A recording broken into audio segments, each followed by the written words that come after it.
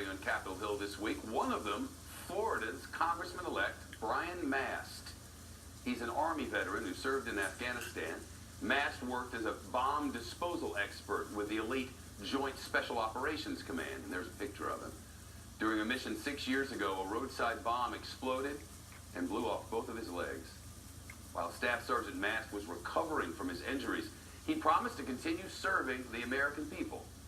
After months of rehabilitation, difficult rehabilitation, he only got a degree from Harvard University, and then started his run for Congress. Now he'll be representing the state of Florida in the U.S. House of Representatives, and one of his goals is to reform the Department of Veterans Affairs. Congressman-elect Brian Mast joins us now, live from Washington. Congressman-elect, thank you so much. Thank you for your service to all of us and to our nation and for representing the people of Florida. What district is it? I hear it's the Villages.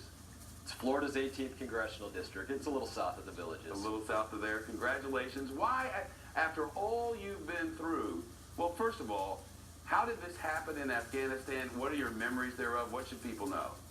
I remember everything about being injured. It was under the cover of darkness. It was in a spot that I pretty much knew there was a bomb. So I did my best to find it, and I didn't actually find it until I stepped on it in all likelihood and detonated beneath my legs, amputated both my legs and my finger. And the next thing I remember was waking up in Walter Reed Army Medical Center about a week later. Thank God you ended up there. I wonder if there was a time when they were concerned, because your injuries were such that it could have been very difficult to survive that. I think it was, there was certainly concern when I was going through Landstuhl, Germany, but I can tell you when I woke up in Walter Reed, next to heroes, courageous heroes that sustained much more serious injuries than my own, guys that are missing 3 limbs and 4 limbs and that are blind and burned, they inspire you to keep going, to let you know that it doesn't matter what you face, you overcome it, and that's what got me to today. Well, I love to hear it, and that you've decided to go run for Congress first, and now that you've won the seat. What's your biggest priority for the people of your district? It's 2 things. One, President Trump is talking about a lot of infrastructure programs, and a lot of that has to be in Florida with our dilapidated Everglades and our coastal regions. And number 2, it's something that's owed to our veterans, making sure that when they're on the battlefield, they're given everything that they need to come home safely. And when they come home from that battlefield, that they're given everything that they deserve from the Department of Veterans Affairs. Well, I want to talk about both of those things. Florida's waters have been in really dire straits for decades now, and as much as one party or another says they will and they really haven't restored them. And I wonder if you feel like President Trump and this administration will be one that you can work with on these matters. I certainly hope that can be the case. When you consider a lot of these problems are associated with the Corps of Engineers and their unwillingness to allocate in the places that they've been given funds to do so. This is something that I hope we can work together, both Congress and the President, in order to get these programs completed, instead of allowing them to take decades to be completed. And Congressman-elect, on the matter of Veterans Affairs, there's certainly an effort underway.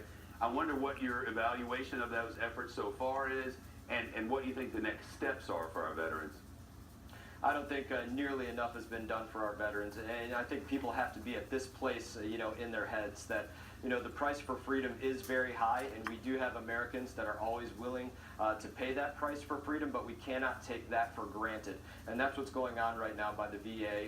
In far too many cases, they are taking for granted that willingness of our service members to go out there and give everything they have.